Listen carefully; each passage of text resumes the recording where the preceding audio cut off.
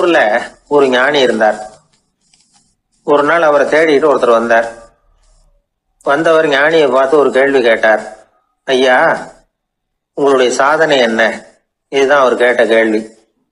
இதை கேட்டதும் அந்த ஞானி நிமிர்ந்து இவரை பார்த்தார். அப்புறம் சொன்னார், அது ஒன்றும் பெரிய விஷயம் இல்லை, அது ரொம்ப எளிமையான ஒண்ணு. எப்போ எனக்கு பசிக்குதோ அப்ப நான் சாப்பிட்டுருவேன், எப்போ எனக்கு தூக்கம் வருதோ அப்ப நான் தூங்கிடுவேன், அவ்வளவுதான் அப்படின்னார். கேள்வி கேட்டவர் ஒரு மாதிரி ஆயிட்டார். ஐயா, இதே தானே நாங்களும் செய்யறோம், இதுல என்ன அதிசயம் இருக்கு அப்படின்னார். இப்ப அந்த ஞானி சொன்னாராம், இங்கதான் நீங்க தப்பு பண்றீங்க அப்படின்னாராம். அப்படியான்னாரு இவரு. ஆமா அப்படின்னாராம். நீங்க செய்யற தவறு எனக்கு புரியுது.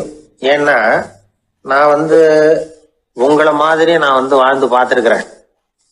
அதனால என்னுடைய அனுபவத்துல உங்களுக்கும் எனக்கும் உள்ள வித்தியாசத்தை உணர முடியுதுன்னாரா. என்ன சொல்றீங்க, எனக்கு ஒன்னும் புரியலையேன்னாரா இவரு. இத பாருங்க, சாப்பிடுறதுங்கிறது நாம ரெண்டு பேருக்கும் பொதுவான ஒரு காரியம்தான். ஆனா நீங்க சாப்பிடுறதுக்கும் நான் சாப்பிடுறதுக்கும் வித்தியாசம் இருக்கு அப்படின்னாராம். என்ன வித்தியாசம்னு கேட்டிருக்கார். நீங்க பசி இல்லாத பொழுது சாப்பிடுறீங்க, இப்போ சாப்பிடுற நேரம் வந்துட்டுது அப்படிங்கிறதுக்காக சாப்பிடுறீங்க. சாப்பாடு ருசியா இருக்கு அப்படிங்கிறதுக்காக சாப்பிடுறீங்க. எது தேவைங்கிறது தெரியாம சாப்பிடுறீங்க. அது மாதிரி தூக்கமும் உங்களுக்கு ஒரு பழக்கமா போட்டுது. இப்போ இது தேவையா இல்லையா அப்படிங்கிறத பத்தி நீங்க யோசிச்சு பாக்குறது இல்ல. சாப்பிடும் பொழுது 1000 வேலைகளை மனசுல நினைச்சுக்கிட்டு இருப்பீங்க. அதனால அது சாப்பிடுதலா இருக்காது. அதே மாதிரி நீங்க தூங்கும் பொழுதும் அது தூங்குதலா இருக்காது. ஏகப்பட்ட கனவுகள் வரும். உங்க மனசு மேலும் மேலும் கனவுகளை உருவாக்கி கொண்டே இருக்கும். அதனால எனக்குள்ள நடக்கிறது வேற மாதிரி, நீங்க நினைக்கிறது மாதிரி இல்ல. எனக்குள்ள நடக்கிறது எப்படின்னா, நீங்க செய்யறது மாதிரி இல்ல. தூக்க உணர்வு வந்த உடனே தூங்குதல் மட்டுமே நடைபெறும். அதுதான் என்கிட்ட நடக்கிறது அப்படின்னாராம் அந்த ஞானி. இப்ப வித்தியாசம் புரியுதா? அந்த ஞானி சாப்பிடுறத அனுபவிக்கிறார், அது எக்ஸ்பீரியன்ஸ். நாம அப்படி இல்லை, மனம் போன போக்குல சாப்பிடுறோம். இது இன்டெலிஜிங். இது ரெண்டுலயும் செயல்ல வேறுபாடு இல்லை, விழிப்புணர்வுல தான் வேறுபாடு இருக்கு. அவர் சாப்பிடும் பொழுது ஒரு சாட்சி மனோபாவத்தோட சாப்பிடுறார். எவ்வளவு தேவையோ அவ்வளவுதான் சாப்பிடுறார். ஏன்னா அவருடைய விழிப்புணர்வு முழுமையா செயல்படுது. அதனால அவர் சாப்பிடும் பொழுது நம்மை விட மகிழ்ச்சியா இருக்கிறார். நாம அப்படி இல்லை, வயிற்றை நிரப்புறதுக்காக சாப்பிடுறோம். இன்னும் சொல்ல போனா சாப்பிடும் பொழுது நாம அங்கேயும் இருக்கிறது இல்லை, எங்கேயோ போயிடுறோம். உடம்பு மட்டும்தான் அங்க இருக்கும். ஆனா ஞானி அப்படி இல்லை. அவர் சாப்பிடும் பொழுது சாப்பிடுதல் மட்டுமே இருக்கும். எந்த ஒரு செயலையும் விழிப்புணர்வோட செய்யலாம், மனம் போன போக்கிலையும் செய்யலாம். விழிப்புடன் செய்யறப்போ செய்யும் செயல் நம்ம அனுபவமாகிறது, அவ்வளவுதான். இதெல்லாம் பெரிய தத்துவம் மாதிரி தெரியும்.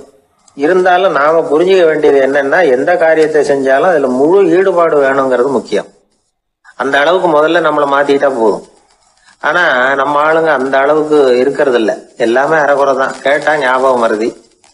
ஒருத்தன் என்ன பண்ணானா, விமான டிக்கெட் வாங்கிக்கிட்டு ரயில்வே ஸ்டேஷனுக்கு வந்துட்டான். அப்புறம் தான் புரிஞ்சுது தவறுதெல்லாம் இங்க வந்துட்டோங்கிறது.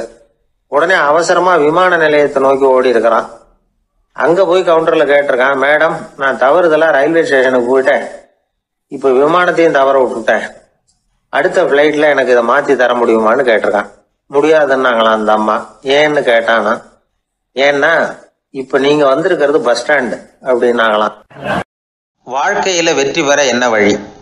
இது ஒரு முக்கியமான கேள்வி. இதுக்கு எல்லாரும் பொதுவா சொல்ற ஒரு பதில், உழைச்சா வெற்றி பெறலாம் அப்படிங்கிறது தான். வாழ்க்கையில வெற்றி பெற உழைப்பு மட்டும் இருந்தா போதாது, நேர்மையும் வேணும் அப்படிங்கிறார் பால் ஹாஃப்மேன். இவர் யார் தெரியுமா? இவர் ஒரு பெரிய பொருளாதார நிபுணர். 2வது உலகப் போர் முடிஞ்ச சமயம் அப்போ இவர் அமெரிக்காவின் நிதி ஆலோசகராக இருந்தார். தன்னுடைய வாழ்க்கையில நடந்த பழைய நிகழ்ச்சி ஒன்று அவர் சொன்னார். இளம் வயசுல படிச்சு முடிச்சதும் அவர் வேலை தேடிக்கிட்டு இருந்தாராம். அப்போ ஒரு கால்நடை வைத்தியர்கிட்ட போய் வேலை கேட்டிருக்காரு. இவர் அங்க போன சமயத்துல அந்த டாக்டர் தன்னுடைய பழைய கார் ஒன்றை விற்பனை செய்யறதுக்காக வேற ஒருத்தர்கிட்ட பேரம் பேசிக்கிட்டு இருந்தார். வாங்க வந்தவர் இவர்கிட்ட அந்த காரை பற்றின விவரம்லாம் கேட்டுக்கிட்டு இருந்தார். கார் நல்ல நிலைமையில் இருக்குமா அப்படிங்கிற கவலை அவருக்கு. எல்லா விவரங்களையும் கேட்டுக்கிட்டு அவர் கடைசியா சொன்னார், டாக்டர், இந்த காரை நீங்களே என்னுடைய ஊருக்கு ஓட்டிட்டு வர வேண்டியது. கார் எந்த ரிப்பேரும் ஆகாம என்னுடைய ஊருக்கு சேர்ந்துட்டுதுன்னா அங்கேயே நான் பணம் கொடுத்து இந்த காரை வாங்கிக்கிறேன் அப்படின்னார். நம்ம கார் அவ்வளவு தூரத்துக்கு வழியில எந்த கோளாறும் இல்லாம போய் சேருமா அப்படிங்கிற சந்தேகம் டாக்டருக்கு. அவர் என்ன செஞ்சார் தெரியுமா? தன்கிட்ட வேலை கேட்டு வந்திருந்த இளைஞர் பால் ஹாஃப்மேனை கூப்பிட்டார்.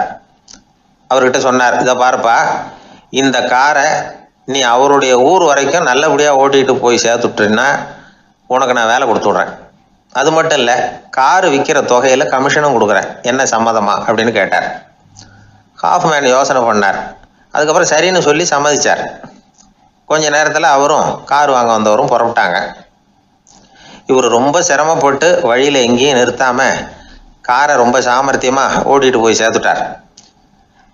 இவரை அழைச்சிக்கிட்டு வீட்டுக்குள்ளே போனார். அப்புறம் கேட்டார், இதை பார்ப்பா, இப்போ சொல்லு, இந்த காரோட நிலைமை இப்போ எப்படி இருக்குது? உண்மையிலேயே இது நல்ல நிலைமையில் இருக்குதா? உன்னுடைய மனசாட்சிப்படி பதில் சொல் அப்படின்னார். இவரும் உடனே காரு நல்ல நிலைமையில தான் இருக்குது அப்படின்னு சொல்கிறதுக்கு வாயை திறந்தார். அதுக்குள்ள பார்வை எதிரில் உள்ள சுவர் மேலே பட்டுது. அங்கே இயேசுநாதர் படம் ஒன்று மாட்டியிருந்தாங்க. அதுக்கு அடியில் எழுதியிருந்த வாசகம் என்னன்னா, நீ பேசும் ஒவ்வொரு வார்த்தையையும் இயேசு கவனித்து கொண்டிருக்கிறார் அப்படின்னு இருந்தது. அந்த வரிகளை பார்த்தார். உடனே காரு சரியில்லை அப்படிங்கிற உண்மையை சொல்லிவிட்டார். இவர் இப்படி சொன்னதும் இவரை ரொம்ப ஆச்சரியமாக பார்த்தார். இவர்கிட்ட இருந்த நேர்மை அவரை சிந்திக்க வச்சது. உன்னுடைய நேர்மையை பாராட்டுறேன், உனக்கு கமிஷன் கிடைக்கணுங்கிறதுக்காகவே நான் இந்த காரை வாங்கிக்கிறேன்னார். இப்போ அவர் திகைச்சு போய் நின்னார். மறுபடியும் அவர் சொன்னார், நீ காரை ஓட்டிட்டு வரும்பொழுதே உன்னுடைய திறமையை பார்த்தேன், உனக்கு விருப்பம் இருந்தால் நீ என்கிட்டயே வேலைக்கு சேர்ந்துடலாம் அப்படின்னார். பால் ஹாஃப்மேன் அவர்கிட்ட வேலைக்கு சேர்ந்தார். படிப்படியாக முன்னேறினார். கடைசியில் பார்த்தீங்கன்னா அமெரிக்காவினுடைய நிதி ஆலோசகராக ஆனார். அதுக்கப்புறம் அவர் அந்த பழைய சம்பவத்தை எப்பவும் மறக்கிறதில்ல, அடிக்கடி சொல்கிறது உண்டு. அதனால் இதிலேருந்து நாம் தெரிஞ்சுக்க வேண்டியது என்னென்னா, வாழ்க்கையில் முன்னுக்கு வரணும்னா உழைப்பு மட்டும் போதாது, நேர்மையும் வேணும். ஆனால் இந்த காலத்தில் சிலருடைய நேர்மை நமக்கு ஆச்சரியமாக கூட இருக்கும். ஒருத்தர் புஸ்தக கடை வச்சுருந்தார். ரொம்ப நேரமாக தேடி ஒரு புத்தகத்தை கையில் எடுத்தார். அதுக்கு பில் போட சொன்னார். அந்த புத்தக கடைக்கு வந்த இன்னொருத்தர் பில் போடுறவர், சார் இந்த புத்தகம் மகா அறுவை, மகா மட்டம், இது வேணாம் உங்களுக்கு, வேற ஏதாவது ஒன்று பாருங்கன்னார். புத்தக கடை வச்சிருக்கிறவரே இப்படி சொன்னார். வாங்க வந்தவர் இவர் ஆச்சரியமாக பார்த்தார். உங்கள் நேர்மையை பாராட்டுறேன், அது சரி, இந்த புத்தகத்தை ஏற்கனவே நீங்கள் படித்து பார்த்துட்டீங்களான்னு கேட்டார். அதை படித்து வேற பார்க்கணுமான்னார். அப்புறம் எப்படி இது மகாமட்டம்னு சொல்கிறீங்க அப்படின்னார். அதை எழுதினவனே நான் தான் சார் அப்படின்னார் அவர். இது ஒரு விதமான நேர்மையை ஒத்துக்கிறது. எப்படி இருந்தாலும் வாழ்க்கையில் உழைப்பும் நேர்மையும் உயர்வதற்கு வழிகள்.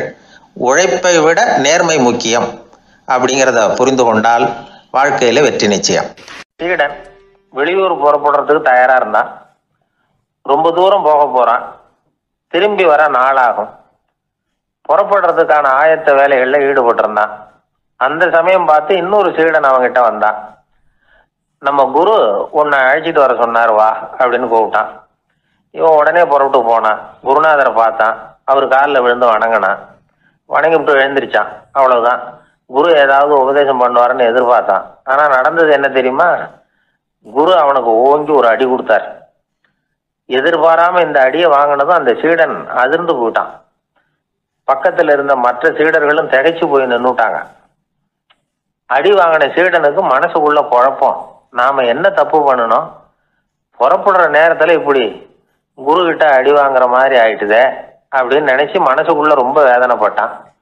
கொஞ்சம் துணிச்சலை வரவழைச்சுக்கிட்டு குருநாதர்கிட்டயே கேட்டுட்டான், சுவாமி, நான் என்ன தப்பு பண்ணினேன்? என்னை இப்படி அடிச்சுட்டீங்களே, ஒரு வார்த்தை கூட உங்களை எதிர்த்து நான் பேசினது இல்லையே, இவ்வளவு காலமா உங்க விருப்பத்துக்கு விரோதமா ஒரு காரியம் கூட நான் செஞ்சது இல்லையே, வந்ததும் வராததுமா ஒண்ணுமே சொல்லாம என்ன அடிச்சுட்டீங்களே, குருவே, நான் செஞ்ச குற்றம் தான் என்ன அப்படின்னு கண்ணீரோட பரிதாபமா கேட்டானா அந்த சீடன். ஆனா அந்த குரு முகத்துல கொஞ்சம் கூட கோபம் இல்லை. அவர் சிரிச்சுக்கிட்டே நின்றுகிட்டு இருந்தாராம். அதுக்கப்புறம் சொன்னாராம், என்னுடைய அருமை சீடனே, நீ ஒரு தவறும் பண்ணல. நான் உன்னை அடிச்சது நீ ஏதோ தப்பு பண்ணிவிட்டேங்கிறதுக்காக இல்லை. நீண்ட பயணம் போக போறேன். ஞாபகமா ஏதாவது கொடுத்து அனுப்ப வேணாமா? நீ ஞானம் பெற்ற பிறகுதான் திரும்பி வர போறேங்கிறது எனக்கு தெரியும். அதுக்கு பிறகு உன்னை வந்து அடிக்க முடியுமா? அதனால இப்ப கிடைச்சிருக்கிற இந்த வாய்ப்பை பயன்படுத்திக்கிட்டேன். அப்போதைக்கு இப்பவே அடிச்சுட்டேன், அவ்வளவுதான், வேற ஒண்ணும் இல்லை அப்படின்னாராம். குரு சிரிச்சுக்கிட்டே இப்படி சொல்றார். இருந்தாலும் இதுவும் ஒரு உபதேசம் தான். அதிர்ச்சிகளால விழிப்படைய வைக்கிறதும் ஒரு வழிதான். இது ஜென் வழி. பெரும்பாலும் அதிர்ச்சியின் மூலமாகவே ஞான தரிசனத்தை அருள்கிறவர்கள் தான் ஜென் குருமார்கள். நம்ம தியானம் தான் ஜென். இந்தியாவிலிருந்து இது சீனாவுக்கு போய் கொஞ்சம் பேர் மாறி வளம் பெற்று ஜப்பான்ல ஜென் ஆகி வளர்ந்துருக்குது, அவ்வளவுதான். ஜென்கிறது தியானம். எதை நினைச்சும் தியானிக்கிறது இல்லை, எல்லாத்துலயும் தியானம் இருக்கிறதா சொல்லுது ஜென். பேசுறது, இருக்கிறது, நடக்கிறது, சாப்பிடுறது, சிரிக்கிறது, தூங்குறது, தொழில் செய்யறது அல்லது சும்மா இருக்கிறது எல்லாமே தியானம் தான். ஜென்கிறது ஒரு சுய தரிசனம், தன்னைத்தானே அடையாளம் கண்டுகொள்ளுகிறது தான். அது இல்லாத எதையும் தேடி கண்டுபிடிக்கிறது இல்லை. ஜென் மார்க்கத்தை பத்தி ஓஷோ என்ன சொல்றாரு தெரியுமா? காணாமல் போன தன்னுடைய மூக்கு கண்ணாடி தன்னுடைய மூக்கின் மேல் இருப்பதை கண்டுகொள்வது போன்றது ஜென் அப்படிங்கிறார். நம்மால் இன்னொருத்தர் முகத்தை ரொம்ப நேரமா உத்து பார்த்துக்கிட்டு இருந்தார். என்ன பாக்குறீங்கன்னாரு அவரு. நீங்க போட்டிருக்கீங்களே மூக்கு கண்ணாடி, அதை தான் பாக்குறேன்னாரு இவரு. நீங்க அப்படி பாக்குறதுக்கு விசேஷ காரணம் ஏதாவது உண்டான்னு கேட்டார் இவர். உண்டுன்னார். என்னன்னு கேட்டார். நேத்திக்கு காணாம போன என்னோட மூக்கு கண்ணாடி அது அப்படின்னாராம் இவர். ஒரு பூங்கா, அங்க ஒருத்தர் நின்றுட்டு இருக்கிறார். நின்றுகிட்டே ஏதோ ஆழ்ந்த யோசனையில இருக்கிறார். அந்த பக்கமா இன்னொருத்தர் வந்தார். இவரை கவனிச்சார். என்ன யோசனைன்னு கேட்டார். எப்படி எழுந்திருக்கிறதுன்னு யோசனை பண்ணிட்டு இருக்கிறேன்னாரு அவர். கேட்டவருக்கு ஒரு மாதிரி ஆயிட்டுது. ஏற்கனவே நின்றுகிட்டு இருக்கிற ஒருத்தர் எப்படி எழுந்திரிச்சு நிற்கிறதுன்னு யோசிக்கிறாருன்னா அது ஆச்சரியம் தானே. அதுக்கப்புறம் இவர் யோசிக்க ஆரம்பிச்சார். என்ன இவர் இப்படி பேசுறாரு அப்படின்னு. கீழே விழுந்தாதானே எழுந்திரிச்சு நிற்க முடியும். அதனால எழுந்திரிக்கணும்னு நினைக்கிறவங்க முதல்ல கீழே விழணும். இவர் முதல்ல கீழே விழணும், அதுக்கப்புறம் தான் எழுந்திருக்கிறது எப்படின்னு சிந்திக்க முடியும். இந்த உலகத்துல எல்லாருமே கீழே விழுந்து எழுந்தவர்கள் தான். இப்போ இந்த குழந்தை பருவத்தில் கீழே விழாம நடைபயில கற்றுக்கிட்டவங்க யாராவது உண்டா? சின்ன வயசுல ஒரு தடவை கூட கீழே விழலை சார், அப்படியே பிறந்தார் வளர்ந்தார் பெரியவர் ஆயிட்டார் அப்படின்னு யாரையும் சொல்ல முடியாது. அதனால மனுஷங்கிறவன் விழுந்து புரண்டு எழுந்து தான் நடக்க கத்துக்கிறான். ஒரு உண்மையை நாம எல்லாரும் புரிஞ்சுக்கணும். இந்த உலகத்துல தவறு செய்யாத மனிதர்களே யாரும் கிடையாது. அப்படி இருக்கிறப்போ எப்போதாவது நாம தவறு பண்ணிவிட்டோம்னா அதுக்காக மனசு உடைஞ்சு போயிடக்கூடாது, வாழ்க்கையில வெறுப்பு வந்துடக்கூடாது. ஒரு தவறு நடந்துட்டுதா அதுக்காக மனசு உடைஞ்சு போடாதீங்க, அதை ஒரு பாடமா எடுத்துக்கங்க. அதே தவறு மறுபடியும் நடக்காம வேணும்னா பார்த்துக்கலாம், அது போதும். தடைக்கல்ல படிக்கெல்லாம் மாத்திக்கணும், இதுதான் இதுல முக்கியம். ஒரு அலுவலகம், அங்க ஒரு அதிகாரி, அவர் உயர்ந்த பதவியில் இருந்தார், சிறந்த நிர்வாகின்னு பேர் வாங்கினவர். அவர் தனக்கு கீழே வேலை செய்யறவங்க கிட்ட எல்லாம் சொல்லுவாராம், இந்த நிறுவனத்துல நீங்க எத்தனை தடவை வேணும்னாலும் தவறுகள் செய்யலாம், ஆனா ஒரே விஷயம் என்னன்னா ஒரே தவறை மறுபடியும் செய்யக்கூடாது, அது முக்கியம் அப்படின்பாராம். இதை மேம்போக்கா பார்த்தா அவர் ஏதோ தன்னுடைய ஊழியர்களை தவறு செய்ய தூண்டுறது மாதிரி தெரியும். ஆனா உண்மை அப்படி இல்லை. இன்னைக்கு என்ன நடக்குது தெரியுமா? அநேகமா எல்லா மனிதர்களுமே ஒரே தவறை தான் மறுபடியும் மறுபடியும் செய்யறாங்க. விளையாட்டு வீரர்கள் ஒரே மாதிரியான தவறுகளை திரும்ப திரும்ப செய்யறது உண்டு. கணக்கு எழுதுறவங்கள பாருங்க, ஒரே தப்பை மறுபடியும் மறுபடியும் செய்வாங்க. அலுவலகம் வருகிறவர்களை கவனிங்க, ஒரு நாள் தாமதமா வந்தா பரவாயில்ல, தினமும் தாமதமா வருவாங்க. இது மாதிரி செய்த தவறையே திரும்ப திரும்ப செய்யறதுக்கு என்ன காரணம் அப்படின்னா சோம்பல், ஞாபக மறதி, கவனக்குறைவு, தன்னுடைய திறமை பேரில் அளவுக்கு மீறிய நம்பிக்கை, இப்படி இதில் ஏதாவது ஒரு காரணமாக இருக்கலாம் அப்படிங்கிறாங்க இது பற்றி ஆய்வு செய்கிற வல்லுநர்கள். ஒரு தடவை செஞ்ச தவிர மறுபடியும் செய்யறது இல்லைன்னு முடிவு செஞ்சுக்கிட்டு அதை செயல்படுத்த கற்றுக்கணும், அது போதும், வாழ்க்கை வெற்றிகரமாக அமையும் அப்படிங்கிறாங்க அந்த அனுபவசாலிகள். அதனால வெற்றிகரமாக வாழ்க்கையில் நடைபோட விரும்பும் இளைஞர்கள் தவிர்க்க வேண்டியது என்னன்னா, முதல்ல சோம்பலை தவிருங்கள், சுறுசுறுப்பாக இயங்குங்கள் அப்படிங்கிறது அவங்க அறிவுரை. ரெண்டாவது ஞாபக மறதி, எந்த செயல்லையும் ஈடுபாடு வேணும், அக்கறை வேணும். மூணாவது கவனக்குறைவு, எதையும் அலட்சியப்படுத்தக்கூடாது. நாலாவது என்னால முடியாதது எதுவுமே கிடையாது அப்படிங்கிற அளவுக்கு மீறிய நம்பிக்கை, அது ஆபத்தில் கொண்டு போய் விட்டுரும். அதனால முதல் தவறு உங்களுக்கு ஒரு பாடமா அமையணும். ஒரு மனிதர் அவர் தன்னுடைய 2 காதுலையும் கட்டு போட்டுக்கிட்டு வந்தார். அவருடைய நண்பர் அதை கவனிச்சுட்டார். என்ன சார் ஆச்சு, 2 காதுலையும் கட்டு போட்டுருக்கீங்களே அப்படின்னு விசாரிச்சார். ஒண்ணுமில்லை சார், வீட்டில் ரொம்ப ஆர்வமா டிவியில் கிரிக்கெட் மேட்ச் பார்த்துக்கிட்டு இருந்தேன், அப்போது என்னுடைய மனைவி துணிகளுக்கு அயர்ன் பண்ணிகிட்டு இருந்தாங்க. அயர்ன் பாக்ஸை அப்படியே வச்சுட்டு அடுப்பங்கரைக்கு போயிட்டாங்க. அந்த சமயம் பார்த்து டெலிஃபோன் பண்ணி அடிச்சுது. அவசரமாக ஓடி போய் அதை எடுத்து காதில் வச்சேன். அப்போ தான் தெரியும் அது அயர்ன் பாக்ஸுங்கிற விஷயம். சூடாக இருந்ததா, சுட்டு விட்டுது அப்படின்னாரு. ஒரு காது சரி சார், 2 காதும் ஏன் அப்படி ஆச்சு அப்படின்னு கேட்டார். அதே ஆள் மறுபடியும் ஃபோன் பண்ணான் சார் அப்படின்னாரு. இவர் எவ்வளோ தூரம் யோசிச்சிருப்பார் பாருங்க. அதனால் ஒரு தவறு மறுபடியும் நடக்கக்கூடாது. முதல் தவறு உங்களுக்கு ஒரு பாடமாக அமையட்டும் அப்படிங்கிறது தான் இதிலிருந்து நாம் தெரிந்து கொள்ள வேண்டிய கருத்து. அதனால் தவறுகள் அதெல்லாம் தடைக்கெல்லாம் நினைக்க வேண்டாம், படிக்கெல்லாம் நினைப்போம். அப்படி நினைச்சோம்னா வாழ்க்கையில் வெற்றி நிச்சயம். மனிதர்களில் சில பேர் ரொம்ப வித்தியாசமாக நடந்துக்குவாங்க. மற்றவங்களுக்கு அது ரொம்ப ஆச்சரியமாக கூட இருக்கும். அந்த ஆள் ஒரு மாதிரி பார்த்து நடந்துக்கோ அப்படின்னு கூட சொல்கிறது உண்டு. இவங்களை பார்த்து நாம் பித்து குளியும்போம். உளவியல் இவங்களை எக்ஸென்ட்ரிக்ஸ் அப்படின்னு சொல்லுது.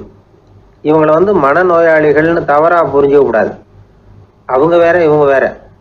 எக்ஸென்ட்ரிக்ஸ் பற்றின சில விவரங்கள் ஒரு புத்தகத்தில் இருக்குது. அதாவது ஸ்காட்லாந்தில் ஒரு உளவியல் மருத்துவர் அதை எழுதியிருக்கிறார். அவர் பேர் டாக்டர் டேவிட் வீக்ஸ். அவருக்கு ஒரு உதவியாளர் இருந்தாராம். அவர் பேர் கேட் வுட். இவங்க 2 பேரும் சேர்ந்து இங்கிலாந்து பூரா சுற்றி பார்த்துருக்காங்க. 3 வருஷம் சுற்றினாங்களாம். நான் சொன்னது மாதிரி ஒரு மாதிரியாக இருக்கிற ஆசாமிகள் பல பேரை சந்தித்து பேசி அவங்கள பற்றி ஆய்வுலாம் நடத்தியிருக்கிறாங்க. அப்படி நடத்தி அதை ஒரு புத்தகமாக எழுதியிருக்கிறாங்க. நிறைய பேசி பார்த்துட்டு அவங்க சொல்லியிருக்கிறத கேட்டால் ரொம்ப ஆச்சரியமாக இருக்குது. நாம் இவங்களை பார்த்து பித்துக்குழிங்கிறோம், எக்ஸென்ட்ரிக்ஸ் அப்படின்னு சொல்கிறோம், கிண்டல் கூட பண்ணுறோம். ஆனால் அவங்களோட அறிவு ரொம்ப தெளிவானதான். இந்த ஆராய்ச்சியாளர்கள் சொல்கிறாங்க. அவங்க உடல் நலமும் ரொம்ப நல்லா இருக்குதான், உடம்புலையும் எந்த கோளாறும் இல்லையா. அவங்களுக்கு மகிழ்ச்சியும் அதிகமாக, ஆயுளும் அதிகமாக. அவங்களில் பல பேர் என்ன சொல்கிறாங்கன்னா, நீங்கள் நினைக்கிறது மாதிரி இல்லை நாங்கள், ஆனால் நாங்கள் மற்றவங்கள்லேருந்து வேறுபட்ட தன்மை உள்ளவங்க அப்படிங்கிறத ஒத்துக்கிறாங்களாம். இந்த உலகம் பிறந்ததுலேருந்தே இப்படிப்பட்ட வித்தியாசமான ஆசாமிகளும் பிறந்திருக்கிறாங்க.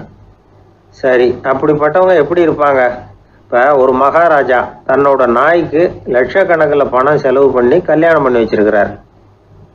ஒரு கோடீஸ்வரர் தான் வளர்த்துக்கிட்டு இருந்த பூனைகளுக்கு தன்னோட சொத்து பூராவும் எழுதி வச்சிருக்கிறார்.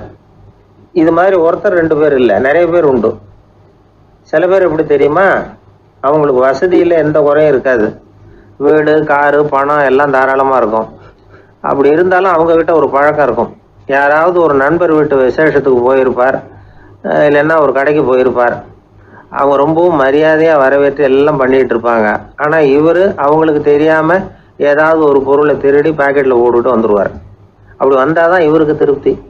பல பேர் அவங்க வளர்த்த பிராணிகளுக்கு பளிங்கு கல்லால் சமாதி கட்டி வச்சிருக்கிறாங்க. இப்படிலாம் பண்ணுறாங்க. பல பேர் அவங்களுக்கு பிடித்தமான ஒருத்தர் எப்படியோ அதே மாதிரி தலைமுடி, தாடி வச்சுக்கிறது, உடை உடுத்திக்கிறது, மலை குகையில் போய் குடியிருக்கிறது, இப்படி எவ்வளவோ வினோதமான நடவடிக்கைகள். இவங்களையெல்லாம் ஆய்வு பண்ணின டாக்டர் வீக்ஸ் என்ன சொல்கிறாரு தெரியுமா? பொதுவாக இவங்க உயர்ந்த புத்திசாலிகளாக இருக்கிறாங்க. ஒருமைப்பட்ட மனம், கருமையுமே கண்ணான பண்பு, தனிமையை நாடுற மனப்பான்மை எல்லாம் இவங்களுக்கு உண்டு. அவங்களில் பல பேர் அவங்க பெற்றோருக்கு முதல் குழந்தை அல்லது ஒரே குழந்தை, இப்படி தான் இருக்கிறாங்க. இது மாதிரியானவங்க பெண்கள் 1 பங்குன்னா ஆண்கள் 2 பங்கு. இவங்கெல்லாம் ஆக்கப்பூர்வமான செயல் செய்கிறாங்க. அப்படிப்பட்டவங்களாக தான் இருக்கிறாங்க. அடுத்தவங்க கிட்ட அன்பு காட்டுறவங்களா இருக்கிறாங்க, உற்சாகம் ஊட்டுறவங்களா இருக்கிறாங்க.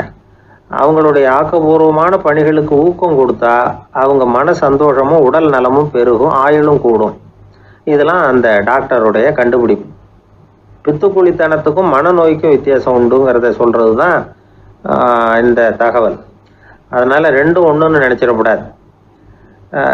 ஒரு நண்பன் ஒருத்தனை பற்றி சொல்கிறோம். அவன் எந்த வகைன்னு நீங்களே முடிவு பண்ணுங்களேன். அவன் ஒரு கல்யாண வீட்டுக்கு போய் சாப்பிட்டுட்டு வெளியில் வந்தோம். அவன் கூட வெளியில் வந்த உடனே ரொம்ப நேரமாக தன்னோட செருப்பை தேடிக்கிட்டு இருந்தான். என்னப்பா இன்னுமா உன் செருப்பு கிடைக்கல அப்படின்னு கேட்டோம். இல்லை என்னது முன்னாடியே கிடைச்சுட்டுது, அதை விட நல்லதா ஏதாவது கிடைக்குமான்னு பார்க்குறேன் அப்படின்னா அவன். ஒரே ஒரு ஊரில் ஒரு ராஜா இருந்தார், ரொம்ப நல்லவர். ஒரு நாள் அரண்மனையில் விசாரணை நடந்துகிட்டு இருக்குது. அதில் ஒரு வழக்கு. ஒரு விவசாயி புகார் கொடுக்குறார். என்ன புகார்னா, அவர் வயலில் ஆடுகள் மேய்ஞ்சி பயிரை அழிச்சுட்டுது. நிறைய உழைச்சி செலவு பண்ணி பயிரை உண்டாக்கி வச்சிருந்தேன், எல்லாம் போயிட்டுது. இனிமேல் நான் என்ன செய்யறது? நீங்கள் தான் சரியான தீர்ப்பு வழங்கணும் அப்படின்னார் அந்த விவசாயி. அந்த ஆடுகளுக்கு சொந்தக்காரர் யாருன்னு கண்டுபிடிச்சி அரண்மனைக்கு அழைச்சிட்டு வாங்கன்னு உத்தரவு போட்டார் ராஜா. சேவகர்கள் போனாங்க, ஆளை கண்டுபிடிச்சாங்க, கூப்பிட்டுக்கிட்டு அரண்மனைக்கு வந்துட்டாங்க. ராஜா விசாரணை பண்ணார். அப்புறம் விசாரித்து முடிச்சுவிட்டு தீர்ப்பு வழங்கினார். இந்த விவசாயி அடைந்திருக்கிற இழப்புக்கு ஈடாக உன்னுடைய ஆடுகளை அவங்ககிட்ட கொடுத்துட வேண்டியது அப்படின்னு சொல்லிவிட்டார். உன்கிட்ட இருக்கிற ஆடு பூரா அவன்கிட்ட கொடுத்துரு, அந்த ஆட்டுனால ஏற்பட்ட இழப்பு சரியா போகட்டும் அப்படின்னு தீர்ப்பு வழங்கிட்டார். அந்த மன்னருடைய மகன் இதை பார்த்துக்கிட்டே உட்காந்துருந்தான். இந்த தீர்ப்பை இன்னும் கூட சிறப்பாக வழங்கலாமே அப்படின்னு நினைச்சான். அப்பா கிட்ட சொன்னான். உடனே அந்த அரசர், சரி நீயே இதுக்கு சரியான தீர்ப்பு சொல்லு அப்படின்னார். அந்த இளவரசன் தீர்ப்பு சொல்றான். அவன் சொன்ன தீர்ப்பு என்னன்னா, உங்ககிட்ட இருக்கிற ஆடுகள் எல்லாத்தையும் 1 வருஷ காலத்துக்கு அந்த விவசாயிகிட்ட ஒப்படைச்சிட வேண்டியது. அந்த 1 வருஷத்துக்குள்ள அந்த ஆடுகள் போடுற குட்டிகள், பால், எரு எல்லாம் விவசாயி எடுத்துக்க வேண்டியது. 1 வருஷத்துக்கு அப்புறம் உங்களுடைய ஆடுகளை நீங்களே திருப்பி வாங்கிக்க வேண்டியது. இதுதான் இளவரசன் சொன்ன தீர்ப்பு. இது சரியான தீர்ப்பு தான். இனிமே என்னுடைய அரச பொறுப்புகளை இளவரசர் வசம் ஒப்படைக்கிறேன் அப்படின்னு சொல்லி ஒப்படைச்சுட்டாராம். அதாவது தாவூத் நபி, சுலைமான் நபி இவர்களுடைய சரித்திரத்தில் இந்த சம்பவம் காணப்படுறதாக ஒரு நண்பர் சொன்னார். ஒரு தண்டனையை பெறுகிறவன் அதுக்கு பிறகு சமூகத்தில் நல்ல விதமாக வாழறதுக்கு வாய்ப்பு இருக்கிறது மாதிரி அமையணும் தீர்ப்பு. அதுக்கு இது ஒரு உதாரணம். சில தீர்ப்புகள் எப்படி அமைஞ்சு விடுதுன்னா, ஒரு தண்டனையை அனுபவிச்சு முடிச்சவன் அதுக்கப்புறம் இந்த சமூகத்தில் நல்லவனா வாழறதுக்கு நினைச்சா கூட அதுக்கு தகுதி இல்லாதவன் அப்படிங்கிற அளவுக்கு சூழ்நிலை அமைஞ்சிருது. இது சிந்திக்க வேண்டிய ஒரு செய்தி. இன்னொரு ஊர்ல ஒரு ராஜா இருந்தார். அவர் ஒரு நாள் ஒரு போட்டி வச்சார். என்ன போட்டின்னா, அரண்மனை வாசல்ல ஒரு பெரிய நீச்சல் குளம், அதுல நிறைய விஷப்பாம்புகள். எந்த இளைஞன் துணிச்சலா அதுல நீச்சல் குளத்துல குதிச்சு நீந்தி கரையேறி வர்றானோ அவனுக்கு 100 ஏக்கர் நிலம் பரிசா வழங்கப்படும். அது வேணாம்னா 1000 ஆடுகள் பரிசா வழங்கப்படும். அதுவும் வேணான்னா என்னுடைய மகளை கல்யாணம் பண்ணிக்கலாம். இதுதான் மன்னருடைய அறிவிப்பு. பரிசுலாம் நல்லா தான் இருக்குது. இருந்தாலும் பாம்புகள் உள்ள குளம்ங்கிறது நல்லா இல்லையே, அதனால யாரும் அதில் குதிச்சு நீஞ்சறதுக்கு முன் வரல. இருந்தாலும் திடீர்னு ஒரு இளைஞன் அந்த நீச்சல் குளத்தில் குதிச்சான். நீந்தனா ஒரு வழியாக கரையேறி வந்துட்டான். மன்னருக்கு ரொம்ப மகிழ்ச்சி. நீ தான் தைரியமான இளைஞன், வா இப்படின்னு கூப்பிட்டார். கிட்ட வந்தான். அந்த இளைஞன் தண்ணீர் சொட்ட சொட்ட நிற்கிறான். சரி, உனக்கு 100 ஏக்கர் நிலம் வேணுமான்னு கேட்குறார். வேண்டாங்கிறான். சரி, அப்படின்னா 1000 ஆடுகள் வேணுமான்னு கேட்குறார். அதுவும் வேணாங்கிறான். ஓ, அப்படின்னா என் பொண்ணை கல்யாணம் பண்ணிக்கிறியா அப்படின்னு கேட்குறாரு. அதுவும் வேணாங்கிறான். ராஜாவுக்கு ஒன்றும் புரியல. அப்படின்னா உனக்கு என்னதான் வேணும் அப்படிங்கிறார். என்னை பிடிச்சி இந்த குளத்துல தள்ளி விட்டவன் யாருங்கிறது எனக்கு தெரியணும் அப்படின்னா. எனக்கு ஒரு நண்பர், அவர் ஒரு வழக்கறிஞர். ஒரு நாள் அவர்கிட்ட பேசிக்கிட்டு இருந்தேன். அப்போ கேட்டேன், ஏன் சார் நீங்கள்லாம் கோர்ட்டில் வாதாடுறப்போ கருப்பு நிற அங்கி அணியிறீங்களே, அதுக்கு என்ன காரணம்? சட்டத்துக்கும் கருப்பு கலருக்கும் என்ன சம்பந்தம் அப்படின்னு கேட்டேன். அது ஒரு சுவாரஸ்யமான கதைன்னார் அவர். சொல்லுங்களேன் அப்படின்னு அவர் சொன்னார். கிபி 1694 வருஷத்துல இங்கிலாந்து அரசி 2வது மேரிங்கிறவர் இறந்து போனார். அந்த ராணியோட கணவர் 3ஆம் வில்லியம், அவரு ஒரு உத்தரவு போட்டாராம். அரசியோட மறைவுக்கு அனுதாபம் தெரிவிக்கிற வகையில வழக்குரைஞர்கள் எல்லாரும் கருப்பு நிற அங்கி அணியணும் அப்படின்னு. அன்னைக்கு ஆரம்பிச்ச அந்த பழக்கம் அதுக்கப்புறம் மாறவே இல்லையாம். இன்னைக்கும் தொடருது. வழக்குரைஞர்கள்லாம் முதல்ல கருப்பு அங்கி மட்டும்தான் அணிஞ்சாங்களாம். அதுல ஒரு சின்ன சங்கடம். ஏற்கனவே உடம்பு கருப்பா இருக்கிறவங்க அதுக்கு மேல கருப்பு ட்ரெஸ் வேற போட்டுக்கிட்டா முகம் பளிச்சுன்னு தெரியாது இல்லையா? அதனால முகம் பளிச்சுன்னு தெரியறதுக்காக அவங்கெல்லாம் வெள்ளை நிற பட்டியை அணிய ஆரம்பிச்சாங்களாம். இப்படிதான் இங்கிலாந்துல அந்த பழக்கம் ஆரம்பமாயிருக்குது. அந்த சமயத்துல இந்தியாவை ஆண்டது பிரிட்டிஷ்காரங்க தானே, அதனால இங்கேயும் அந்த பழக்கம் அப்படி நடைமுறைக்கு வந்துட்டுது. அதே மாதிரி சர்ச்சிலின் மூதாதையரான மார்ல்பரோ பிரபுவின் ஞாபகார்த்தமா நீதிபதிகள் இந்த வெள்ளை குள்ளாய் அணிகிற முறை பழக்கத்துக்கு வந்துதான். இதுதான் என்னுடைய நண்பர் சொன்ன தகவல். இங்கிலாந்துல நீதிமன்றம்ங்கிறது ரொம்ப மதிப்புள்ளது. அந்த அளவுக்கு சட்டத்துக்கு அங்க மரியாதை. அங்க நடந்த ஒரு சுவாரஸ்யமான நிகழ்ச்சியை ஒரு சகோதரி எழுதி அனுப்பியிருந்தாங்க.